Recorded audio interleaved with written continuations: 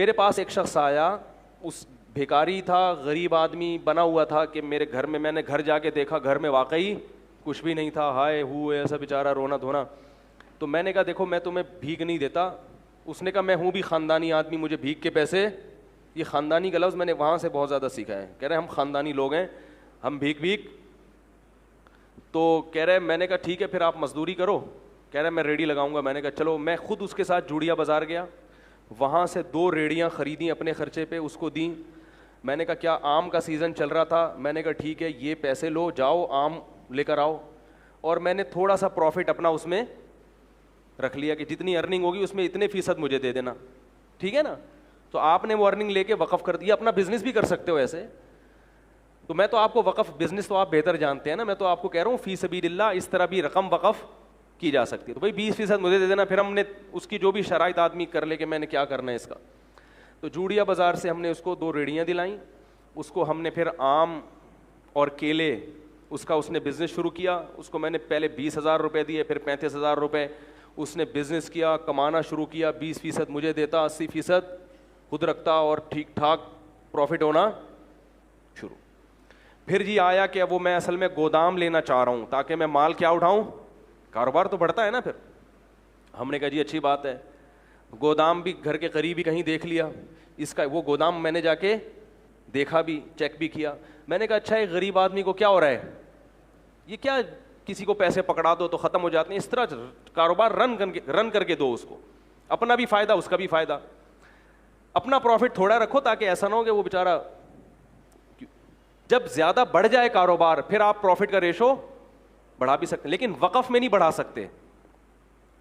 ہم نے جناب اس کو پورا گودام بھی لے کے دے دیا. اس نے وہ کیلے لا کے, کچے کیلے ہوتے تھے اس میں وہ کیمیکل لگتا ہے نا, اس سے پکتے ہیں, وہ پک بھی رہے ہیں, اور جناب بزنس ٹائٹ. اتنا پروفٹ مجھے شروع ہو گیا کہ اب ہم نے تمیز سے بات کرنا لوگوں سے چھوڑ دیا. سمجھ میں نہیں آ رہا تھا. گاڑی جو ہے ہم کرولا لیں, وٹس پہ ہاتھ ڈالیں, وٹس چھوٹی گاڑی ہے, مزہ نہیں آئے گا. یعنی اس میں بہت بڑا کاروبار ہو گیا. گودام کے گودام بھر گئے بھائی, نواب شاہ سے ڈائریکٹ زمینوں سے مال اٹھ رہا ہے. ٹائم لگتا ہے لیکن بڑھتا ہے کاروبار. اور وہ بندہ بھی فیک نہیں, بالکل نظر آ رہا ہے بھائی, ریڑھی لگاتا ہوا, پیاز آلو پیاز بھی بیچے اس نے. پھر اس نے اپنے بیٹے کو بھی ملا لیا, ملازمین بھی ہو گئے, دے مار 4.5, کیونکہ محنت بہت کر رہا تھا. وہ نظر ایسا آ رہا تھا, کر رہا تھا نہیں کر رہا تھا یہ تو ابھی آپ کو آگے بتاتا ہوں. اب لوگ میرے پاس آنے لگے, مفتی صاحب یار ہم بھی چاہتے ہیں اس کاروبار میں اپنا حصہ ڈالیں. میں نے کہا ٹھیک ہے بھائی, اگر وہ بندہ کما کے دے دیتا ہے تو بھائی قاری صاحب آپ بھی آ جاؤ, بھائی فلاں صاحب. شکر ہے ایک قاری صاحب ہی آئے, وہ بھی مالدار آدمی تھے. اس کے علاوہ پھر میں نے کسی سے, میں نے کہا نہیں بھائی اس کو ایک دیکھتے ہیں, ابھی چلنے تو دو, ابھی تو 1 سال بھی پورے طور پر نہیں ہو سکا. تو جی ہم اس کے گھر بھی جاتے تھے اور وہ ہمارے گھر آتے تھے. بڑا اچھا ماشاء اللہ ہمارا بزنس شروع ہو گیا, اس کو ٹھیک ٹھاک پروفٹ ہونا شروع. لیکن میں نے دیکھا کپڑے وہی اس کے چماروں والے. ہم تو سوچ رہے ہیں کہ چاند پہ پہنچیں یا مریخ کا سفر کریں. ابھی امریکہ یورپ تو چھوٹی بات ہو گئی تھی ہمارے لیے نا, ٹھیک ہے, تو خلائی سیارے میں بیٹھتے ہیں, کہیں کائنات کی سیر کر کے آتے ہیں. تو بالآخر ایکسپورٹ کی بات شروع ہو گئی. بھئی اب کب تک غریبوں کی طرح ملک میں جو ہے وہ ٹرک خرید کے بیچتے رہیں ہیں, وہی کنٹینروں پہ بات آنی چاہیے. اب کیا خیال ہے؟ تو جتنے کما رہا تھا نا اس سے ڈبل انویسٹ ہو رہے تھے. بات آ رہی ہے سمجھ میں؟ جیسے آج اتنا پروفٹ دے دیا, 1 مہینے میں اتنا دے دیا, تو اب بھائی کاروبار تو ہر آدمی کہتا ہے بڑھاؤ, تو اور اس کو دے دیے ہم نے پیسے, اور کاروبار نظر آ رہا ہے. آلو پیاز ٹماٹر بھی بکتے ہوئے نظر آ رہے ہیں. گودام سے منڈی بھی جا کے میں نے دیکھا, وہاں بھی باقاعدہ اس کی ایک شاپ ہے جہاں سے وہ سارا بزنس ہو رہا ہے. ایک دن وہ میرے پاس آیا, کہنے لگا کہ مولوی صاحب میں تو جا رہا ہوں سفر پہ 10-15 دن کے لیے, تو مال اتارنا ہے منڈی سے, اتنے پیسے مجھے چاہیے, اور یہ پیسے کل ہی میں آپ کو ریٹرن کر دوں گا, اور مجھے جناب پہنچنا ہے. تو میں نے دے دیے اس کو. میں نے کہا یار یہ میرے حج کے پیسے ہیں, جو حج کی درخواست میں دینے والا تھا, یہ لے کے کہیں ایسا نہ کہہ رہا یار مسلمان کسی کے حج کے پیسے کھائے گا. ہم نے ایسے ایسے حرام خور دنیا میں دیکھے ہیں کہ آپ کو ہم کیا بتائیں. اس کا بیٹا وہ بیمار بنا ہوا تھا. اس نے کہا یار حج ہم نے کیا کلمہ نہیں پڑھتے. بیانات میں بھی بیٹھتا تھا وہ آ کے اور کہتا تھا ہم سید ہیں, اور کہتا تھا مفتی صاحب پیسہ پکڑانے سے پہلے یہ دیکھو کہ بندہ خاندانی ہے یا نہیں ہے. سمجھ رہے ہیں, یہ بڑی گنتیاں سیکھی ہوئی ہوتی ہیں, تبھی کسی کی چکنی چپڑی باتوں میں مت آؤ. تو ہم نے وہ اس کو دے دی, ہم نے کہا چلو کل منڈی میں مل ہی جائیں گے. اس بندے نے رات کو محلے والوں کو جتنی جیبیں نچوڑ سکتا تھا سب کی جیبیں نچوڑی. دکان سے جو جنرل اسٹور تھا اس سے 2-3 مہینے کا راشن اٹھایا. اس نے کہا پڑوسی یہ کل دے دے گا پیسے. کسی سے چلتے ہوئے کسی سے اگر امید تھی نا 50 روپے مل جائیں گے ادھار, تو اس سے 50 روپے بھی لیے, کسی سے 500 لیے, کسی کے 1 لاکھ, ہمارے تو لاکھوں روپے لیے ہوئے تھے. ہر آدمی سے جتنا نچوڑ سکتا تھا اس نے نچوڑا. اسٹیمپ پیپر پہ جو ہمارا ایگریمنٹ ہوا تھا وہ لکھا ہوا تھا اس کے انگوٹھے کے ساتھ, یعنی میرے تو اس سے جو پیسوں کا لین دین تھا ریٹرن بھی تھا نا سارا, انگوٹھا بھی, آئی ڈی کارڈ بھی, سب کچھ. اب جناب وہ انگوٹھا لے کے اب تک میں 10 سال سے بیٹھا ہوں. وہ انگوٹھے کا کیا کریں گے بھائی, کیا خیال ہے, انگوٹھے سے کچھ ہوتا ہے؟ خیر جی, ہم اگلے دن جب پہنچے تو کوئی بندہ ہی نہیں تھا.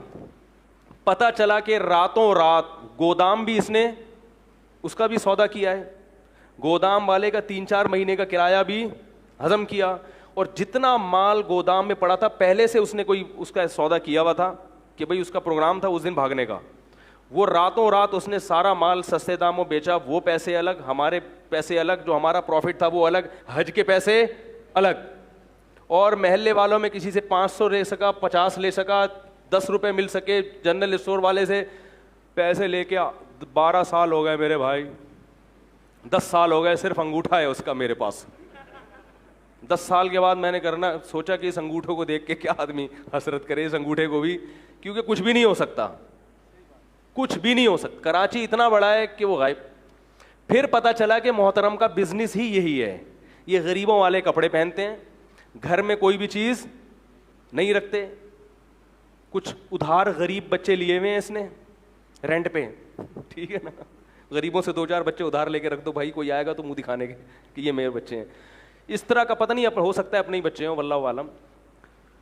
تو ان کا کئی سالوں سے یہی کاروبار. کیا ہوا کہ ہم نے اس کو تلاش کیا, نہیں ملا, غائب ہو گیا. ہم نے کہا چلو بھائی جو چیز قسمت میں نہیں تھی وہ. ایک دن ایک سبزی منڈی سے ایک پٹھان آیا باجوڑ کا, مجھ سے ملنے کے لیے, بڑا لمبا تڑنگا. کہنے لگا وہ بندہ تھا اس نے آپ کے پیسے لے کے بھاگا. میں نے کہا ہاں. کہہ رہے میں منڈی میں کئی سال سے کاروبار کر رہا ہوں, آج تک مجھے کسی نے چونا نہیں لگایا پوری کہہ رہے میں اتنا ہوشیار آدمی ہوں کہ مجھے چونا لگانا آسان نہیں ہے. کہہ رہے کہ یہ آدمی مجھ سے کئی لاکھ روپے لے کے. میں نے کہا پھر کیا؟ کہہ رہے میں مفتی صاحب آپ کو یہ بتانے کے لیے آیا ہوں کہ اللہ کی قسم مجھے پیسہ نہیں چاہیے. کہہ رہے میں نے قسم اٹھائی ہے, میں نے بندوق خریدی ہے کہ یہ مجھے اگر مل گیا, اس کے سر میں اگر میں نے 7 گولیاں نہیں اتاری تو میری بیوی کو 7 طلاقیں ہیں. میں نے کہا کیا کر رہا ہے بھائی؟ کہہ رہے نہیں مجھے پیسوں کا غم نہیں ہے, پوری زندگی مجھے کسی نے چونا. تو میں نے کہا جب اتنے بڑے فنڈر کو چونا لگ گیا تو بھائی ہم تو اس فیلڈ کے ہیں ہی نہیں. تو اس نے بندوق, اس نے کہا کہ مجھے بس یہ بتاؤ ہے کہاں, مجھے پیسے نہیں چاہیے. کہہ رہے میں نے اس کے سر میں کتنی گولیاں اتارنی ہیں, نہیں اتاری تو میری بیوی کو طلاق ہے. تو اس لیے یہ جو ریڑی ویڑی کا میں کہہ رہا ہوں نا, وقف کریں, کسی غریب کو ریڑی لے کے دے دیں تو وہ غریب ہو. بہت, میں یہ نہیں کہہ رہا کہ سارے فراڈی ہی ہوتے ہیں, لیکن واقعی دیکھیں اس فیلڈ میں فراڈیوں کا ریشو بولو بھائی زیادہ ہے. تو اللہ کا شکر ہے ہم نے کسی کا پیسہ لگایا نہیں تھا, اور اگر کسی نے لگایا بھی تو ہم نے کہا بھائی ہم اپنی ذمہ داری, لالچ نہیں کی تو وہ جتنا نقصان ہونا تھا وہ حج بھی گیا. حج پھر بعد میں کیا ہم نے, لیکن وہ 2-3 سال تک کیا ہو گیا, نہیں کر سکے ہم. تو وقف کریں لیکن لوگوں کو پہلے کیا کریں, پرکھیں. تو کوئی غریب آتا ہے بولے بھائی یہ کام ہے یہ کر لو. ایک غریب آیا کچھ پیسے مانگنے, میں نے کہا کوئی ملازمت کیوں؟ کہہ رہے نہیں. میں نے کہا یہ ایسا ہے کچرا گلی میں پڑا ہوا ہے, یہ اٹھا کے وہاں پھینکو اور میں آپ کو اس کے 500 روپے دوں گا. اس نے پوری گلی صاف کر دی. ہم نے اس کو, حالانکہ 500 بنتے نہیں ہیں, لیکن ہم نے اس کو کتنے دے دیے. تو بھائی اگر وہ واقعی محنت کر رہا ہے اس کا مطلب کیا ہے, یہ بولو بھائی مستحق. تو میں نے کہا یہ جتنا کچرا پڑا ہے نا ایک شاپر لو, اس میں سارا کچرا ڈال کے پھینک دو, گلی کو کیا کر دو, صاف کر دو. تو یہ عمل سے ایک تو گلی صاف ہو جائے گی, نمبر دو یہ اس کی علامت ہوگی واقعی مستحق ہے. جو اتنا غریب ہوتا ہے اس کے پھر اتنے نخرے نہیں ہوتے کہ میں کیوں کروں, جب نہیں کرو تو جاؤ نکلو یہاں سے بھائی. دکان پکوڑوں کی اور باتیں کروڑوں کی, وہ اتنا اونچا سر کہ نہیں ہم نہیں کرے گا. تو آپ اس کا مطلب پھر آپ یا تو عزت آپ کو بہت پیاری ہے تو پھر بھیک کیوں مانگ رہے ہو, کیا خیال ہے بھائی؟ اگر وہ کہے میں یہ کام نہیں کر سکتا تو پھر یہ بھیک والا کام تو اس سے زیادہ گھٹیا ہے. کچرا صاف کر کے پھینکنا کچرا کنڈی میں, یہ گھٹیا کام اتنا گھٹیا نہیں ہے جتنا لوگوں کے سامنے ہاتھ پھیلانا. تو اگر عزت کا خیال ہے کہ بھائی میں ایسا کام نہیں کروں گا جس سے عزت جاتی ہے, تو پھر بھیک بھی نہ مانگو, پھر بولو بھوکا مر جاؤں گا کسی کے سامنے ہاتھ نہیں پھیلاؤں گا. تو جب ہاتھ پھیلا رہے ہو تو پھر بھائی یہ کچرا پھینک کے آؤ, سارا کچرا کنڈی میں, گلی صاف کرو. اور تھوڑے پیسے نہیں بلکہ آپ کو 50 روپے جو ملتے ہیں اس میں ہم آپ کو کتنے دیں گے, اس سے تعاون بھی ہو جائے گا, صدقے کا ثواب بھی مل جائے گا. تو اس طرح سے کیا کریں. اللہ تعالی ہمیں عمل کی توفیق عطا فرمائے.